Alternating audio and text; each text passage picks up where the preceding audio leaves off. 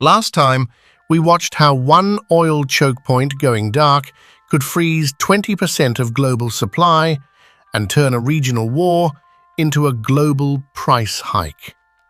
And you said that wasn't just about prices at the pump. It was about hospitals, data centers, even countries going blackout. Cuba is facing severe fuel shortages, primarily due to oil shortage. Exactly. Oil wars don't just make the air turn black, they bring life to a standstill. They quietly threaten your lights on and your taps running. So this video is the, okay, what do I actually do about it part, right? Right? Yes, this is your off-grid blueprint. 3 practical systems you can start building now to make your home as oil war-proof as possible. Before we start, quick note, right? If you care about staying one step ahead of the next energy crisis, hit subscribe so you don't miss the rest of this series. Let's start with the obvious one everyone hears about, but almost nobody sizes correctly: solar plus batteries. Think of this as the backbone of an oil war-proof home. Enough rooftop solar and storage to ride through multi-day grid outages without living by candlelight. So for a normal home in Europe, for example, what does enough actually mean in numbers? A typical apartment or small house in Europe uses roughly 7 to 10 kilowatt-hours of electricity per day if you focus on essentials: fridge, lights, phone and laptop charging, internet router, and a small heat pump or space heater. To cover that with resilience, not perfection, you aim for about a 4 to 6 kilowatt solar array and 10 to 15 kilowatt hours of battery storage. So something like 12 panels on the roof and a battery the size of a fridge. Exactly. In many EU countries, a 4 to 6 kilowatt system can generate roughly 3,500 to 6,000 kilowatt hours per year, depending on latitude and shading. During an outage, you switch from live like normal to run the essentials. You prioritize the circuits feeding cold food, communications, 1 or 2 rooms of light, and maybe a small heat source or fan. But what if you're in an apartment in Rome, or you're renting in Lisbon, and can't just cover the roof in panels?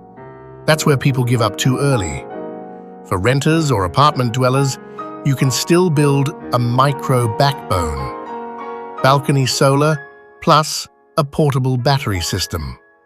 2 to 4 so-called plug-and-play balcony panels at 300 to 400 watts each, connected to a 1 to 3 kilowatt-hour battery, can give you several hours of critical power. Phone, modem, LED lights, and a laptop. So not full independence, but enough that a blackout doesn't turn into total information blackout. Precisely. In an energy crisis, information is survival. Knowing what's happening, where to go, and when the grid might return. What about cost ranges, just roughly? In many EU markets, a 4 to 6 kilowatt rooftop solar system with a 10 kilowatt-hour battery falls somewhere in the 8,000 to 14,000 euro range before subsidies. A balcony plus portable battery kit can start around 600 to 2,000 euros, depending on capacity and brand.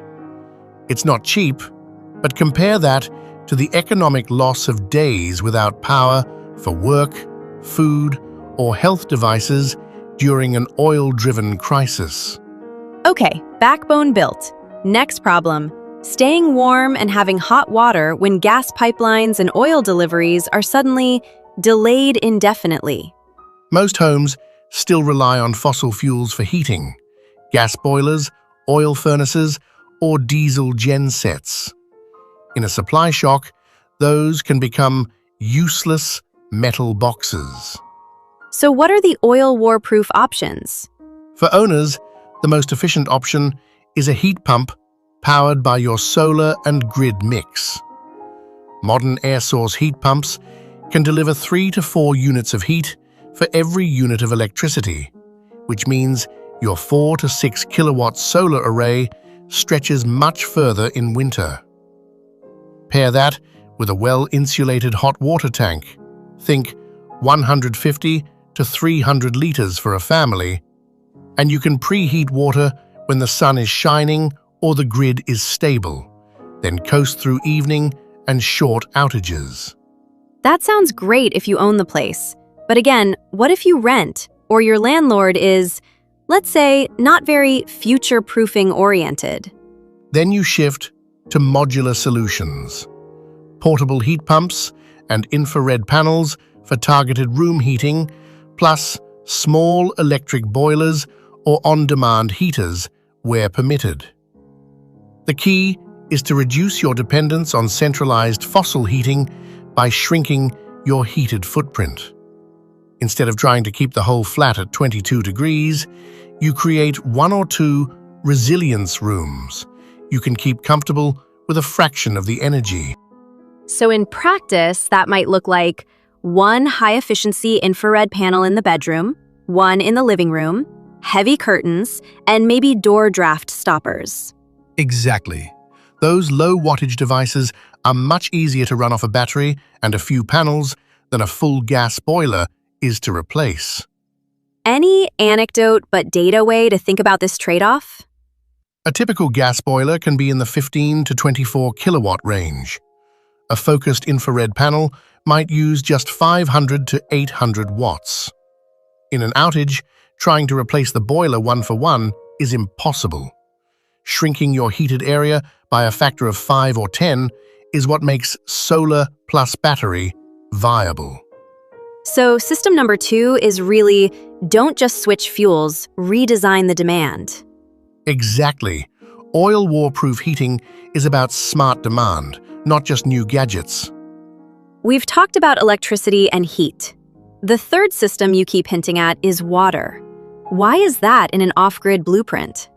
Because pumps and treatment plants need electricity. In extended outages, especially when grids are strained by geopolitics, water pressure and quality can both suffer. A resilient home treats water like energy. You want storage, diversification, and a backup way to make it safe. So what does that look like in practice? First, storage. Aim for at least 50 to 100 liters per person of stored drinking and cooking water rotated regularly. That's enough for several days at 2 to 3 liters per person per day. Second, harvesting where legal. Simple rainwater capture off roofs or balconies, stored in covered barrels, can supply non-potable uses. Toilet flushing, cleaning, even laundry with basic filtration. And third is purification. Right. A small gravity filter or compact pump filter rated for bacteria and protozoa, plus a way to boil water using electricity from your battery or a high-efficiency induction plate gives you layers of safety. You mentioned something called silent backup earlier. What is that?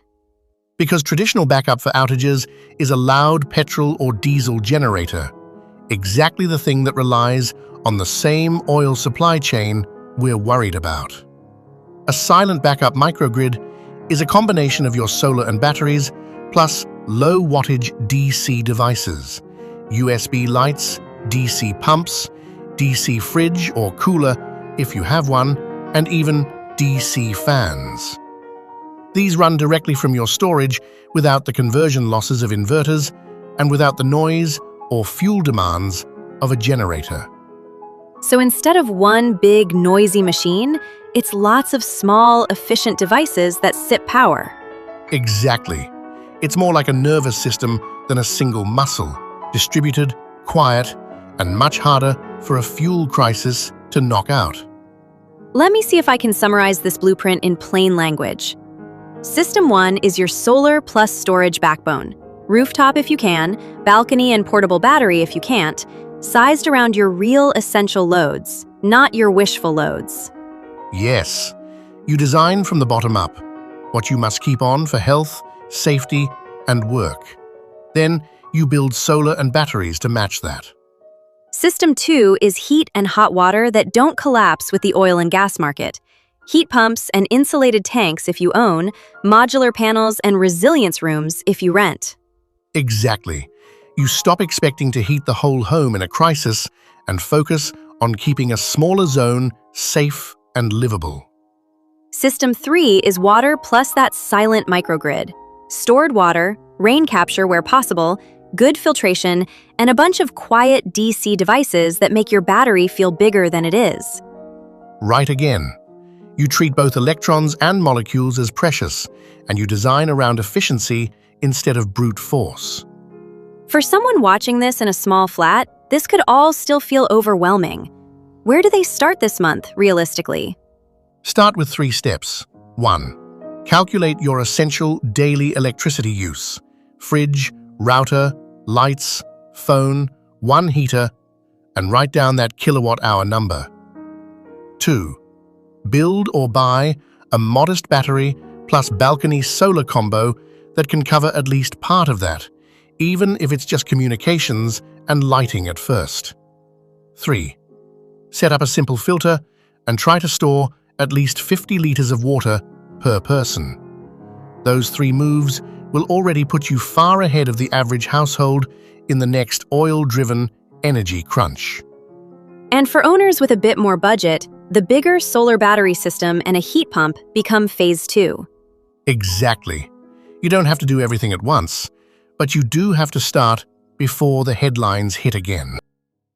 We've talked about what to build, but we haven't touched the question everyone secretly has. What if governments start rationing energy? Or regulators clamp down on private microgrids during a crisis? That's where the story gets political. In the next video, we're going to look at how states reacted in past oil and gas shocks, from price caps to outright blackouts, and how personal microgrids might fit or conflict with those decisions. If you want to see how far you can push your home toward real energy independence, make sure you're subscribed and click through to the next episode of our Green Blueprints and Energy Wars. Your home can't stop the next oil war, but it doesn't have to be a casualty either. And that blueprint starts with what you do this month, not with what politicians promise next year. Thanks for watching. Stay green, stay healthy, stay informed.